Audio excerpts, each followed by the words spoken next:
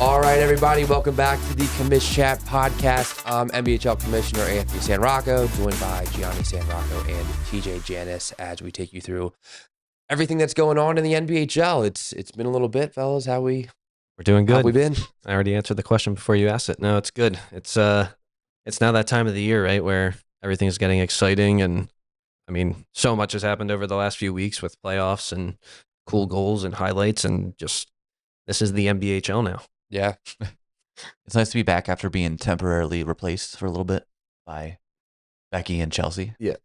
Let someone else sit in our seats, kind of disrespectful. I did try to get them back for this episode as permanent replacements, but they could not. They couldn't get here.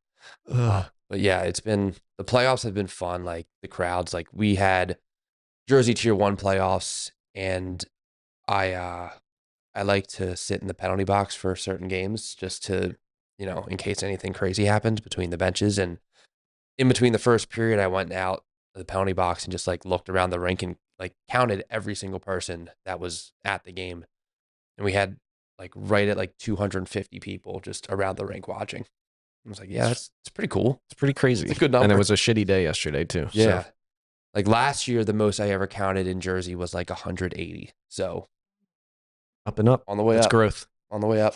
Yeah, at that rate next year, we should have like 500 people for these finals.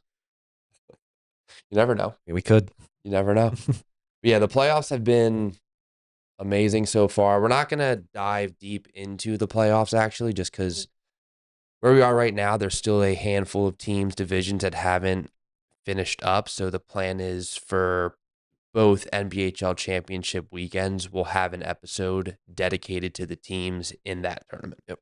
So we'll have a New Jersey episode, we'll have a Buffalo episode, and each one will go through who made it, how they got there, talking about each team. Oh, we're doing a different episode for each tier? Yeah. Oh. Okay. No. I mean each division? Each tournament. Each tournament. Oh, okay. You said Buffalo episode. No, Pittsburgh episode. New Jersey. I meant like Buffalo tournament, and then like a New Jersey tournament. You're going to be pumping these out. We're about 34 episodes in the next couple of weeks. Get ready to work, Ty. Yeah. For each tournament, though. Yes. Yeah. So we'll have those. So if we don't talk about your team here and you just had an amazing win, I mean, you probably got recognized it's somewhere amazing, else. But we'll give you your props in the next episode. I promise. But with that, we still want to go through the NBHL championships, some of the more format, how this tournament's gonna, just how it works, the differences between Buffalo and New Jersey and all that stuff. So I'll get into it because I've been on autopilot having this conversation about 10 to 15 times a week at this point with the teams that are qualifying. These weeks are a lot of phone conversations. But basically, NBHL championship, it'll be a weekend-long tournament. Each team will get 3 preliminary games and then playoffs, with a couple exceptions I'll get into there. But, each team's generally going to play at least 4 games, and each tier will crown their own champion. So between Tier 1, Tier 2, Tier 3, Women's Elite, and Women's, all will have a champion of the NBHL. Throughout both weekends, all the games will be live streamed. And then once we get to the championship games, we're going to have, announcers, instant replay, multiple camera angles. So we'll get the full-blown production for the championship games. All the games leading up, they're not going to have announcers, but they will be live. You'll have a scoreboard that'll show you the score. And, so every game will be able to be watched. Point system-wise, it's the same point system that we've been running all season, the 3-2-1-0 system. So 3 points for regulation win, 2 for an overtime or shootout win, 1 for a shootout or overtime loss, and 0 for a regulation loss. When it comes to overtime at the tournament, there will be 3-on-3 overtime for 3 minutes and a 3-shooter shootout for all preliminary games, and then all playoff games all the way up until the semifinals. Once we hit semifinals, it becomes continuous overtime. We'll have 3 refs for every game, and we'll play rain or shine, obviously. For last year,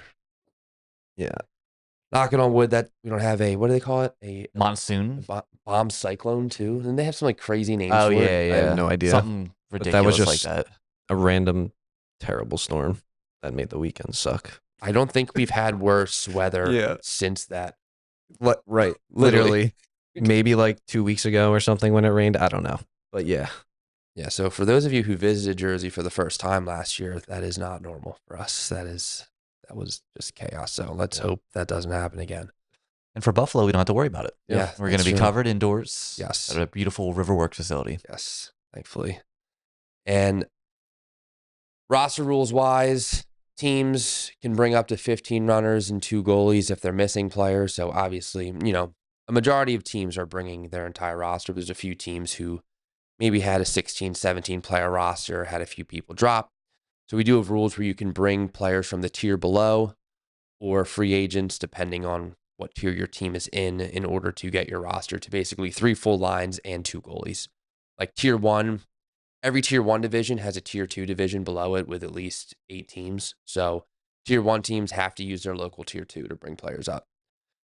Tier 2, you can pull up from any tier 3 because not every tier 2 has a tier 3 below it. So you can use any tier 3 player, or you can pull up free agents. And tier 3, you can use free agents that are not on teams in the NBHL, but you can't use like another tier 3 player from another area. But there's deeper rules that go into, the cap values of the players. Like, if you're in tier 3, you can't bring like a national team player that didn't play in the NBHL this year. Like there's very specific rules on like the skill level of the players that you can bring, but we do have rules. So some teams may have a little bit of a different look. There's a handful I've spoken with that are going to have to tap into this rule, but generally the teams will have their full rosters. And even teams that only have rostered 1 goalie, you can bring a second goalie, but that second goalie is limited in the number of games they can play, barring injury to the starting goalie. So that's kind of a new thing that started last year with bringing non-rostered players. We've kind of expanded on it and honed the rules in a little bit based on a lot of feedback we got last year. But general rules, that's how the NBHL championships will work both weekends. What am I missing? No, I think you nailed it. Okay. They have to play hockey when they show up too. Yes. Yeah, no Heelys, no rollerblades. We've had teams try. We had a roller hockey team show up one year. That was confusing, but generally, yeah, you have to wear shoes. But yeah, we'll get into specific tournaments. So we have 2 weekends of this. Buffalo is tier 1 in women's elite. That's September 14th and 15th at Buffalo Riverworks. No Friday night games. All the games start Saturday morning. Prelims will be all day Saturday. The women's elite and the tier 1 teams will be playing 3 games each. Almost all the games will be on the paved concrete rink. So there's 2 rinks at Riverworks. There's a concrete rink and then there is a deck rink. But the deck rink is smaller and it's this bright red deck. So we're only having a couple games on that rink and then everything else will be on the bigger paved concrete rink. As we said earlier, the rink's covered. It's covered, but it's still open to the outdoors. But rain should not be a factor there the way it could potentially be in Jersey. And we'll have 12 teams there. Tier 1's going to have 8 teams. Women's Elite's going to have 4 teams. Everybody makes the playoffs. Last year, we had a different format for Tier 1 where the top 4 teams, like the division champions, all played in a bracket, and the runner-ups all played in a bracket. The champions advance to Sunday automatically. The runner-ups, the top 2 of those 4 teams, advance to Sunday. We are not going to have that format this year. It's just the top 8 will make it. If you're a division champion, your prelim games will only be against runner-up teams. If you're runner-up, obviously you'll only play against division champions. And then the championship games right now are scheduled for 4 o'clock for Women's Elite, 5:30 for Tier 1. Overtimes might push that back a little bit, but we're scheduled for some afternoon games, and we've seen overtime every year. We had that amazing double overtime game between the Riddlers and the Cavalry last year. Oh, yeah. It was crazy. And so I'm sure that will happen again this year, but, that's scheduled times right now. So pretty straightforward. Every team's playing 3 games Saturday. Every team makes playoffs on Sunday for Tier 1 in Women's Elite at Buffalo. Now, Jersey is a little more complicated because the volume of teams is just higher. We have 37 teams that are going to be there. This will not be at the Marlton Rinks as it's been in the past. It'll be at the Marge Martin Sports Complex in Gloucester, which is, 20 minutes from Marlton? Yeah, same area. Minutes. It's where we play our New Jersey division games all year.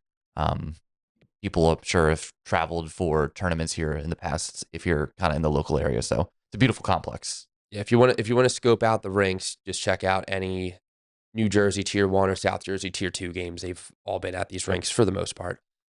And then secondary facility will be using West Deptford. That's about 20 minutes away from there, and it's, two identical deck rinks, identical to each other, not identical to GT, where GTs are, the sizes vary a little bit. There's 2 big rinks at GT. There's 1 middle rink that's smaller. There is 2 big rinks at West Deptford. So we got 5 different rinks. The teams that could have playoff games on every team will play a game on every size rink that they could possibly have a playoff game on prior to playoffs. Tell me that makes sense. It did. I understood. Did it? It made sense to us, but we're also pretty deep into this, so the viewers at home are gonna have to tell us if it really makes sense. That's a good point. Yeah. Rewind if you have to, I guess. That is a little confusing. 37 teams. Tier 2 will have 15, and we'll have 1 team will play a fill-in game. So basically, the 3rd place team in South Jersey Tier 2, the 2nd place team in Philly Tier 2. We'll talk to these teams as we get closer to the start of the tournament, but they'll play 1 singular game to even out the schedule. Last year, South Jersey Majestic played that 1 game, and I think they lost. They lost a 1-goal game. I forget who they played, but that'll just even out because 15 is just a weird number, obviously. Yep. Tier 3 will have 18 teams, which Tier 3 the first year had 5. Yeah, it's kind of Second crazy. year had 9. This year we have 18 in Tier 3, so it just is decided to double in size every year. And with these 18 teams, not everyone's going to make the playoffs. So this is the only tier that is like that. The top 16 teams will make it to Sunday. Those bottom 2 teams will we'll make it to Saturday, which I'll get into in a second. But the bottom 2 teams in Tier 3 will not make it to the playoff round. Women's, we have 4 teams. So all those teams will make it to playoffs, which start on Sunday for women's. But Tier 2 and 3 is different, where their playoffs will start Saturday night. And even scheduling in general, like every team will play a Friday night game, which has not been the normal before. More local teams have played Friday, but this year everyone will play Friday. So that way in Tier 2 and 3, they can play their 2nd preliminary game on Saturday morning, their 3rd preliminary game on Saturday afternoon, and then we'll start playoffs on Saturday night. And everybody that qualifies for the playoffs besides the number 1 seed in Tier 2 will have to play a Saturday night playoff game. Big reason for this is 4 games in a day is a lot. That's what the Bashers and the Sound had to do last year, and then they went to double overtime. So they played 14 periods of hockey, and they were dead at the end of that. So now it's still a ton of hockey, but you're playing 1 Friday, you're playing 3 Saturday, and you're playing up to 3 on Sunday. So there's not 4 in a day, but it's 7 in a weekend, which is still a lot. Women's, they do not have to play that Saturday night game. Thankfully for them, they get to take Saturday night off, relax, and, play Sunday. So, and the championship games right now, women's is scheduled for 3 o'clock. Tier 3 is scheduled for 4 o'clock, and Tier 2 is scheduled for 5 o'clock. But again, those are subject to change due to any, unforeseen circumstances. Overtimes, you never know what can happen. But that is the format. It's generally similar to how we've had it in the past. There's some more intricate rules in certain areas that we've expanded on just because of, like I said, feedback we've gotten from teams that haven't been able to bring their full rosters. We've changed up those rules a little bit. Obviously, the scheduling stuff has changed. And having 2 different weekends, this is the first time we've done that. So Very different. there's been some growing pains with that we're, figuring stuff out. But overall, planning 2 of these has been very stressful. But I don't know. I'm pumped. Yeah, it's going to be sick. And starting off with a bang in Buffalo, reigning our Tier 1 and Women's Elite champions is going to be sweet going into the, the next weekend and to wrap it all up. So, it's going to be nonstop for, those 2 or 3 weeks, but yeah, it's going to be a fun 14 days for us. I thought doing 1 Mile Cup the last couple of years has been exhausting, but this is going to be, you won't see me for a little bit after these tournaments. Yeah, I figure I'm getting to Buffalo like the Tuesday before, and I'll start setting stuff up and just getting prepped. Then we finish Sunday night, obviously. And like Riverworks in Buffalo is just like a bar. I figure everybody will be out hanging out that whole night, and then we'll wake up, come back Monday morning, clean up, and just drive pretty much straight to GT and start setting up like the next day. Yeah, it's pretty much. Um, Quick nap after you get home, and then to GT. Yeah. yeah, it's gonna be a lot, but a lot. It's Yeah. gonna be some. It's always like the most fun, rewarding work that we do. I mean, of the year, but with that it comes exhaustion, but it's all worth it in the end. And, we get to, I guess, kind of ease into it with the Buffalo NBHL championships. There's less teams, a little less chaos. Yeah. We were able to focus a little bit more on getting our social media content and everything out and making sure everything looks cool and polished. So, we do a smaller set of teams that first weekend, and then we really ramp it up with triple the amount of teams the following. Yeah, we'll see. It's crazy that Jersey is, I think it's the same amount of teams as last year, maybe like one or two different with a whole tier removed. 2 tiers. Yeah. Oh, yeah. But it's like tier 1 being removed Right. because they were there last year, obviously. But yeah, it'll be fun. And speaking of tournaments, let's talk about our first Women's Elite weekend. Yeah, Women's Elite was sweet. I mean, setting up the rink and, having all the teams come with their new jerseys and, Yeah, so Melissa Jones, shout out to her. She was elite all weekend from a leadership standpoint. She was just an absolute force out there. And we got there Thursday, started setting up, scoping out the rink, and we actually played in a pickup game at the rink, which was really fun. We played against it was a lot of Maryland tier 3 players, some DC women's players, some DC tier 2 players. And it was just fun to get to know like the community, and it's it's where they play all their games. So yeah, it's kind of cool to see another rink set up. Yeah, and it was cool. Like, I don't know, everyone's wearing white and black shirts, but a lot of people wearing like their NBHL shorts, and a lot of the small talk is about NBHL, which, I mean, once people learn that I run the NBHL, that honestly becomes a lot of the conversation. So I'm sure it's a little more skewed that way because it is me and Melissa there. But it's just cool to hear like that perspective of the NBHL that we don't, I'm not regularly hopping on calls with the Maryland captains, and talking to them. So it's just fun to hear like the amount of passion for it in different areas. So it was fun meeting people there, and we got to the rink early Friday, and shout out to Chris Thorpe, who runs Maryland Tier 3 and DC Women's and runs the Rockville Sports Arena rink, because he was like a mad scientist. It was possibly the happiest I've ever seen a human being when he was just setting up the locker rooms for the women's, because we looked into like renting. So I guess backstory is there's no locker rooms at the rink. So we had to create locker rooms, and they have volleyball courts there. So we're like, okay, maybe we can cut the volleyball courts into quadrants and, create locker rooms for the players. So we looked up just renting like wall dividers or something. Yeah. And it was an insane amount of money. So Chris came up with this idea of hanging a clothesline from one side of the volleyball court to the other, hanging these sheets over it, and then on the other, like going perpendicular to it, hanging another sheet over the volleyball net and split it into 4 different areas.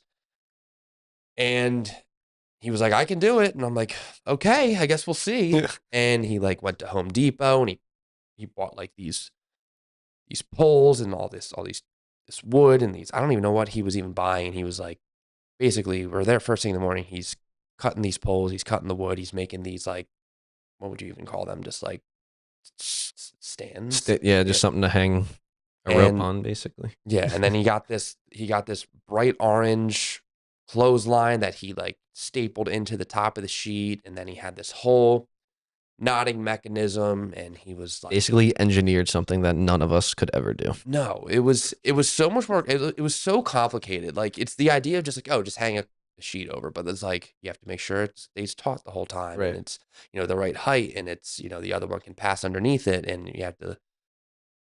I don't know. He just was going crazy in there, and by the end of it, we just put these poles up and put the sheets on top and pulled everything tight, and all of a sudden we're like, oh my god, we have 4 locker rooms. It worked. we have 4 areas that I guess are going to be our locker rooms here. So shout out Thorpe. I remember he was showing us how to do it, and there was a bunch of us there, and he was just like, yeah, just take your basic so-and-so knot. I don't know what kind of knot. Do you remember that? Like, what? I wasn't there with you, but you mentioned it when He we were said setting it he up. made it's like, yeah, just like this simple so-and-so knot, and he did this knot that was like, I don't know, 4 different loops, and then like it looked like it was jumbled, and then he pulled it together perfectly, and I'm like, Chris, there's no shot that I'm going to do that. Like, And I think there's Jason did it for us in the end. Yeah. Yeah. Well, Jason didn't even do that knot. He just like tied like Tied 'em. 15 different knots that Yeah. just like eventually held up, and it was fine. But like, I mean, it was like honestly a work of art of Yes. him doing these knots. It was beautiful, but it worked. So shout out Thorpe. And then, but the thing is, we put this thing up on Friday. We had to take it down because they had volleyball games on that court on Friday night. So we put it up. It works. We take it down. We get to the rink first thing Saturday. Shout out Jason Kelly, who came there early with us and helped us set it all up. And we basically just tied everything up, pulled it together, wheeled in a bunch of chairs, and set up the uniforms. Shout out Ty was there Yes. helping us. There's an army of people that were kind of helping us set all that up. Came together, looked pretty good. We hung the banners in the locker rooms. At that point, we'd had all the banners at the rinks, and I mean, it looked as good as we really, I think, could have made it given our budget and resources there. Like, Yeah, I got there a little later Thursday or Friday night or whenever it was, and I walked out. I was like, wow, that looks very good. Yeah. With all the team banners and stuff. So yeah, I think set up well. I think the players enjoyed it too, with the makeshift locker rooms at least. Yeah, we got generally pretty good feedback on it. I think most players were pretty happy with it. So if you were, thank you for appreciating it. I've heard a couple people like, oh, it's just a cloth, like it's whatever. Yeah, I mean, it's I get true. it. Like it was like we did the best we could. It's like I said to a lot of people, it's with everything with us. It's year one we're learning. Year one of everything we're learning and trying to figure it out. And we definitely learned a lot that weekend. But the atmosphere, once the game started, the games were awesome. Like the pace was. Yeah, I mean, high. I said it right away. I was like, wow, this is very fast, compared to what we're normally seeing. And just seeing the mix of last names on these teams, it was kind of cool to actually see in person compared to just on a roster sheet, whatever. So it was great to see. It was nice that like players actually had names on their jerseys for like the first time in NBHL history, right? Yeah. Besides, if you don't count like the tournaments or whatever we put in for Chicklets Yeah, Cup. no, when we were pulling them out, I was like, oh my god, it's like this is the first jersey with a name on it. Yeah. Ever. And due to dropouts, we did have a few incorrect people running around with incorrect names on their back, but we're going to make them legally change their name after the tournament to make up for it, I think. We decided that was the easier solution than just ordering more jerseys, right? Yeah. So that's what we'll do. But yeah, like the games were it was great. Like you said, like there's so many players I've seen on the stat sheet, I've seen on the highlights that you've never got to see actually play. And it's just, it was cool just blending players together from different areas and seeing like camaraderie built within hours, I guess you want to call it. I mean, all the teams had different chants and stuff, breaking out of their huddles, and so it was kind of funny. The hyenas do. They would go like, yeah, they would make. I don't even want to try and do it. Yeah. I think the orcas were just going orcs or something like that when they were. Cool. And the parody was great too. Yeah, that was the thing. Like the hyenas were a super short bench. They had, I think, 12 runners for the weekend, which was. Everyone else had at least 3 lines. I think some teams had 4. And they played the Orcas twice. They beat the Orcas twice. Everybody ended the weekend either 3 or 2 or 2 and 3. Yeah. And they started off a little slow, hyenas, and then it was I think the last game they beat the Orcas, I think, to, was that overtime? It was a shootout. Yeah. Yep. So I was happy for them to, come out with a few wins. Yeah, because the only blowout really was their first game where they lost 6-0. And then after that, I guess they kind of regrouped and got it together. But yeah, I mean, Novas, Angels, Orcas, Hyenas, like all 4 teams, like they just, we posted a ton of highlights. If you follow us on Instagram, chances are you had to have seen some level of the content. It was just, every game had a couple plays where we were like, holy shit, we got to post that one. Like we were, running SD cards up and down the arena, making sure we got our highlights cut and everything. And there was just some really, really amazing plays that were happening. I guess we could talk about the live stream stuff that ended up happening a little bit if you want to dive into that, because you weren't even supposed to be there. No, but so I wasn't supposed to be at Women's Elite at all. I was going to stay home and man the live stream. The week before in Pittsburgh, we were setting up the Pittsburgh Live. I think we talked about it on last podcast. But I think that's the podcast that got Oh, deleted. the lost episode. Yeah. There is a lost episode. If you subscribe to our Patreon, you'll get that, which we don't have. Yeah. But the week before, we were trying to do the live stream in Pittsburgh, and I think like a gust of wind or something took down the tower that the camera was on and broke it. So we tried to order a new camera and rush ordered it in time, but there just must have been something that we missed in the setup. And when we got to the rink on Friday and we're able to assemble everything together, it just wouldn't work. The signal wouldn't come through. We aren't still quite sure why. Turns out, live streaming and networking is very difficult, and that's why people get paid big bucks to figure it out and do it for these major companies and stuff. So us trying to do it with the resources that we had turned out to be, we couldn't get it done in time for the Women's Elite weekend, but we were able to make it work with what what's our app called that we've been using? Scorecam sounds right. Scorecam. It's been it was great. We could import all the logos. We had a scoreboard. We had the time on there and everything. And since then, we've been using it for some of the division. Yeah, you guys have probably seen them. Playoff live streams too. But we were able to make sure that everyone was able to watch the games from home. And then because the live stream wasn't happening, I ended up waking up early Saturday morning. I drove down there. I get there in the middle, like the first game, like noon or something. And I was able to help out with all the social media content, getting all those videos and highlights cut up for everyone at home to see. If they weren't watching live, they could, get the best parts of the action through the Instagram and all our other social media feeds. Yeah, it was nice. Like that Rockville rink has such a nice vantage point to record from. Yeah. They have like an upper deck area that everybody watches the games from. And they have like, mesh or netting all around it, but there's this one big hole cut out that we had our camera in so you could stare down and see everything. And the streams ended up, being as good as we could have made them. It was probably like using the our best plan B, basically. alternative solution we had. Yeah, no, I was actually really happy with it. Yeah, because we had announcers lined up for every game. We had a whole production team ready to go for every game. So we were ready. It's just, the timeline, like that camera broke on Monday. We bought a new one, had it emergency shipped to us. We got it Wednesday. Tried to set it up on Thursday, and then you drove it down Thursday night, and it was just like, hopefully this works. And we tried it out on Friday, and it just didn't. So it is what it is. It's the way she goes. Yeah. So sorry for anyone that was expecting a different type of live stream. We did what we could, but again, a learning moment for us. I feel like we can't use that as a cop out as often as we do, but literally, like, there's so much stuff that's happening in this league that we're just constantly just reevaluating and learning stuff. But the content we were able to do, like we tried out some new kind of a new system for content. So we were able to get out a lot of graphics quickly, a lot of final score graphics done, and the reels and highlights. So I'm happy with how that went, and I think we'll be able to replicate that for it's a good little test run, our NBHL championships and stuff, and get some even better content than we've been able to do in past years out. So excited about that. And we had the game Saturday. So Saturday, each team played. How many games they played? They played 3 games each on Saturday. And then we all went to Sport and Social Bethesda on Saturday night, which was a blast. That place was super fun. Incredible. Yeah. I did not feel good on Sunday, but it was worth it. It was it was just a great night. And again, these are so many people that you know by name that you've never really gotten to interact with. So it was just I don't know. There were so many awesome conversations you got to have, and you just learned so much. Like, there's probably 5 rule changes I want to make to the women's tiers based on conversations I had at that weekend. Yeah.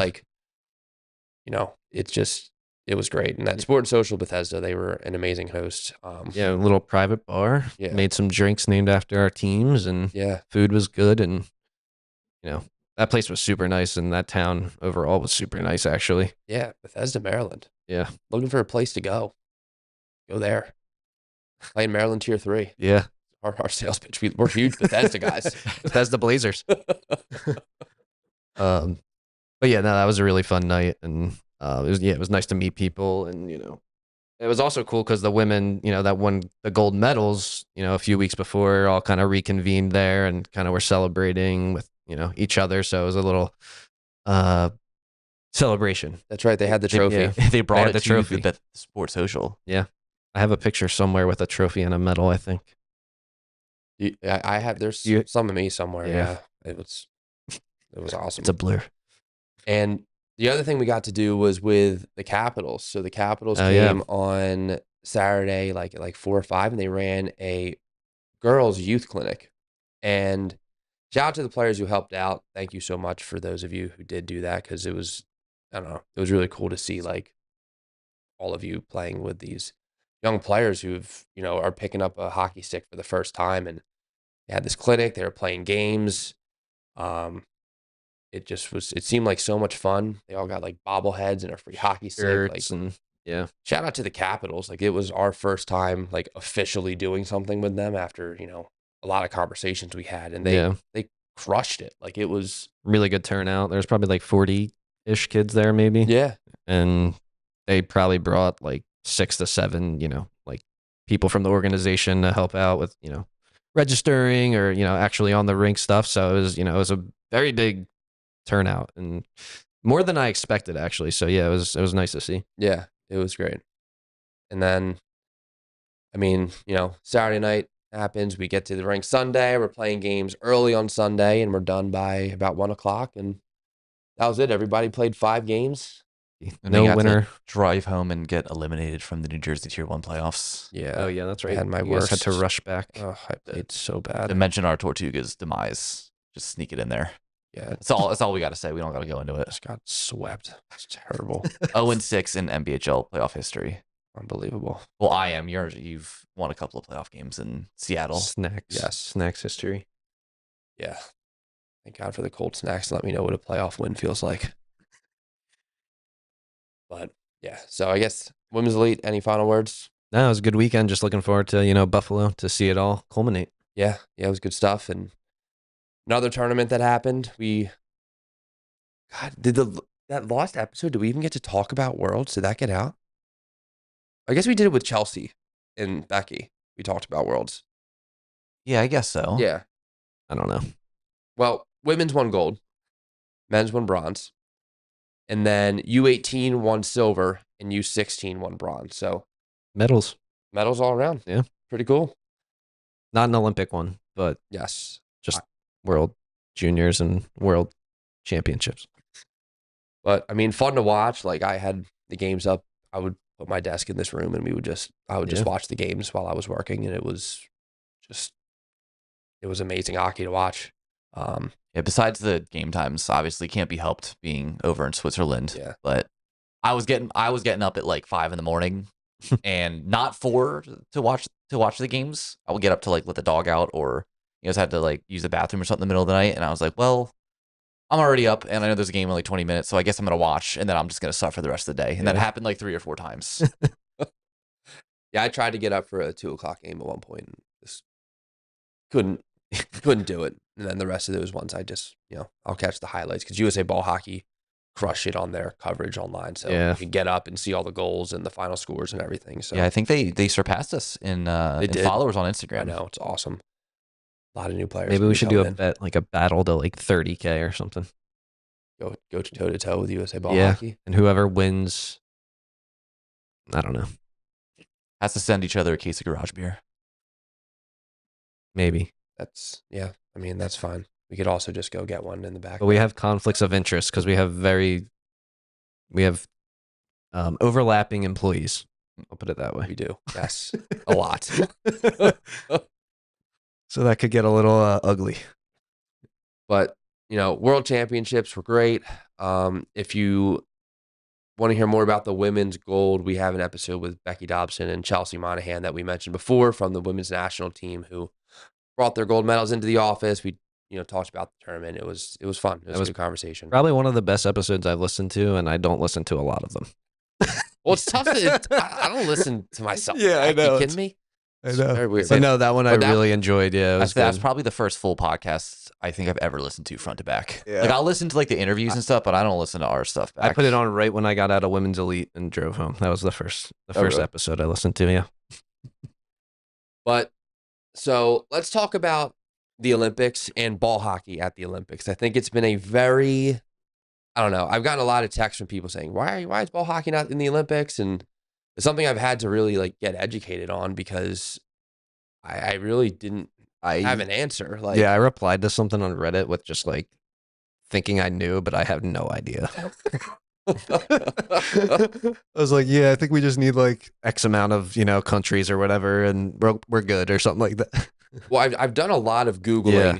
and so basically and also shout out to Corey Hirsch at USA Ball Hockey. He gave me a long text giving me some details. So I'm gonna kind of breeze through here, like what it takes for ball hockey to get into the Olympics. So, like, there's a ton of sports that want to get in the Olympics, like cricket, baseball, softball, baseball. I said that twice, but Baseball really wants to get really in. are trying to get in. Lacrosse, squash, ultimate frisbee. So a lot of sports like that, and like in 2028, we'll see cricket, we'll see lacrosse, baseball, softball, squash, flag football for the first time in the Olympics. Summer Olympics are in LA. Not baseball again. Just the one baseball. Just one version of baseball. But cricket Yeah, is in there, which is But- kind of like baseball. yeah. Wow.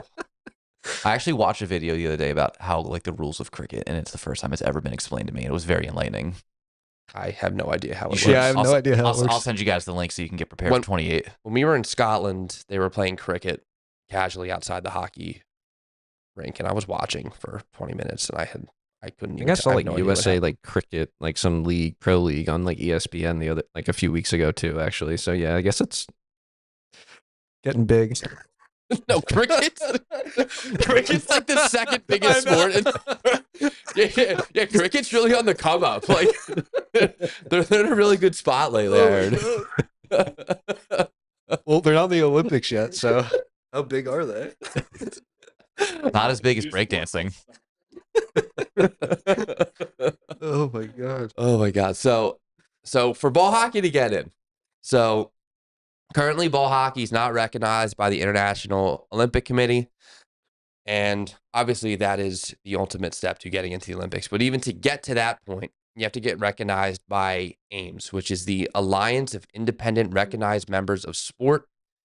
This is basically a body similar to IOC that is, the goal is to like strengthen sports, make them bigger, make sure they're on the right path to get towards the IOC.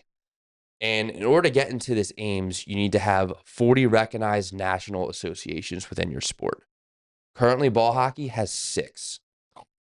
Wow. So it's a long way to go. And like USA Ball Hockey isn't a national association. Like they are the governing body for the United States, but to get recognized in the US as a national association, they need to be a governing body for 5 years. They need to have registration. They need to have sanctioned leagues and programs. They need to have bylaws. They need to have an elected board. They need established rules. So each country has their own, requirements to become that national organization. But it takes a while to get there. And like I said, right now we're at 6, one of which being New Zealand, apparently, which is crazy. We'll take them. Yeah. So step 2, say you get into AIMS, the next step is the Olympic Charter, which sets like the principles for Olympic sports. It has rules, it has bylaws that every sport at this level they have to adopt. So they have to develop anti-doping policies. They have to develop match fixing principles. And these are both like expensive. Like you have to hire like the National Anti-Doping Agency to attend events. You have to conduct this testing. They have to provide results. Like that costs money. And then like match fixing, it's not just like, we're not going to fix matches. It's Right. like you have to have technology and like Prove it. mechanisms to control it. And like it's a very in-depth thing. It's not just as simple as like, the honor. Pick countries. And Yeah. There you go. So first you got to be recognized by AIMS, and you have to develop or adapt the Olympic Charter. And then, so step 3, once you've got 40 nations, you're recognized by AIMS, you've adopted the Olympic Charter, you can then apply for IOC recognition. And If your application is successful, you're added to the Association of Recognized International Sports Federations, or RSF, which is a terrible acronym. Yeah. And RSF, I'm sorry, I know you're listening. Like, it's just, you got to do something about that.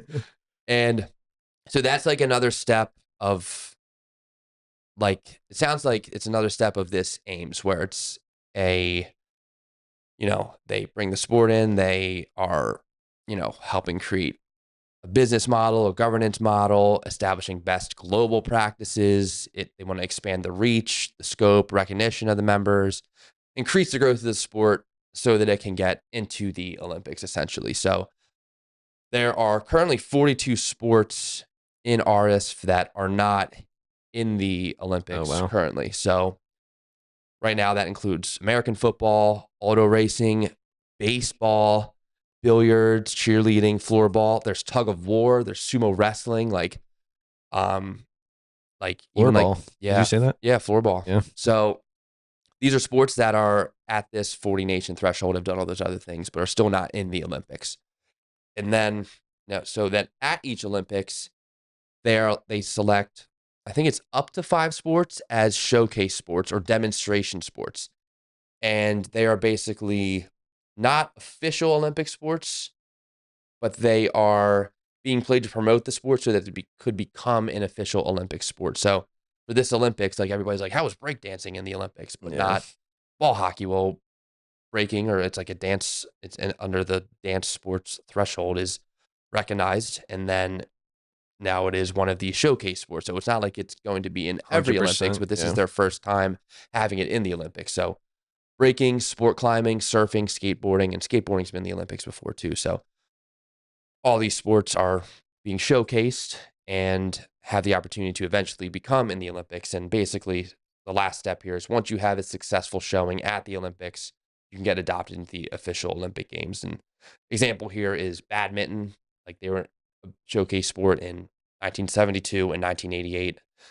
And now they are in the Olympics in 1992. Ty, you're nodding your head. You're a huge badminton guy. Yep. Yeah. I honestly, I've been watching it. It's pretty insane. So I actually should watch some top level badminton. no, it's wild, honestly. But basically, yeah, that's the process. So it's not just like, hey, let's get in there. It's, you got to get recognized by a bunch of different sport associations, I guess. Yeah, it there's seems like a levels lot to it. And I mean, the first, like, so the question is, like, how do we get there, right? Like, what does it take for us to get to the Olympics? And it's play as much as you can, promote the sport as much as you can, tell as many people to play as much as you can. Support, like, your local governing body, like USA Ball Hockey. Like, we need to support them. We need to help them get to the point where they are recognized by the United States as the, official, what is the term? national National association or something like that. Yeah. So support them, support the ISBHF, the International Street and Ball Hockey Federation, that is putting on these international events and helping other, like, that's where these other countries, governing bodies are a part of, and striving to, create these national teams and, growing these tournaments, long-term developing the sport, things like that. So it really comes down to play and support the governing bodies that are doing the things they are right now, so they can take their next steps that get ball hockey to the next step. So it's a process. It is quite the process. Seems like a long process, but we'll get there. We're, slowly but surely we're getting there. I mean, we're closer now than we've been in the past, and it just, we got to get more people playing. So, or just move to another country and start, an association. Yeah, we could, I guess, split us 3 up. Yeah, we can each do, if it takes 5 years, right, for a nation to get in, so we each take a country every 5 years, we should get there in, like, what's the math on that? Like 50 years? Yeah. Yeah. So we'll have to dedicate our lives to it, but, we'll get there. Yeah. I mean, I'll take Japan. For those of you who don't know, me and Anthony are a quarter Japanese. Yeah. So if the ball hockey does get to the Olympics, we could qualify for the Japanese national team. Well, I don't know what the rules are, but you'll be like, I believe you have to have citizenship and live there for a certain number of, like, a certain percentage of the year. Well, I think like a quarter of the year. Japan, I'd probably be able to play, but you're gonna probably be. I could take a 3-month vacay in Japan every year. Megan will be fine with that. Yeah, I guess you could. But And just start NBHL Japan for the All right. 3 months. so off the podcast, we'll have a conversation about what countries we'll be moving to next year. So I guess that's the plan. So that's the Olympic spiel to the best of my knowledge and to Corey Hirsch knowledge, who's given me a ton of this information. But fact check us. I'm sure there's things I said that were completely wrong there. Quite honestly, I made all of that up. Yeah. None of that is true. Someone at the So- IOC, please hit us up. Yeah. Please let us know. We have no idea how this is done. But yeah, so Olympics, we got a ways to go. But Every 4 years, we'll just be reminded, to keep pushing. yeah, exactly. Every 2 years, I guess. 2 years. Well, we could. We're I a summer sport. would yeah. take ball hockey in winter too. Yeah. You know? We grew up playing ball hockey in the winter. Yeah, I guess we did. Yeah. I'll take it wherever, honestly. Yeah. Summer, winter, spring, fall, and the Olympics. Yeah, fall Olympics would be sick. But yeah, I mean, that's another episode. We don't have questions from people this week. No one submitted them. Well, we Well- answered all their questions about the Olympics. Yeah, Basically. I guess all the questions were about the Olympics, but also we just forgot to put the story up to ask people for questions before the episode, so we didn't get any this time. But Yeah. We'll catch you on the next one. Yeah, thanks for listening. Apple Podcasts, Spotify, and YouTube. You know where to find us. All right, see you all next time. thanks everybody. Bye.